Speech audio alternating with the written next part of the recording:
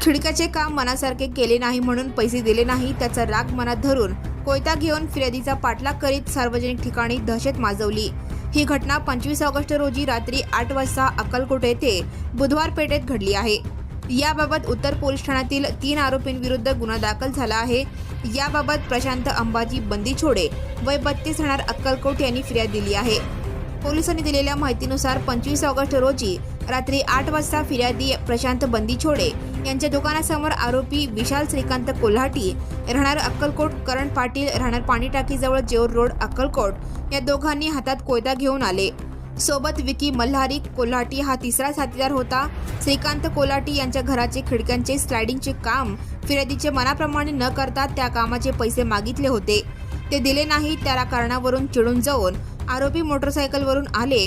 फिर्यादी आणि त्याचा मित्र समर्थ कोल्हे यांचा पाठलाग करून शिवीगाळ करीत जीवे मारण्याची धमकी दिली। अधिक तपास सहाय्यक पोलीस निरीक्षक निलेश बागाव हे करीत आहेत।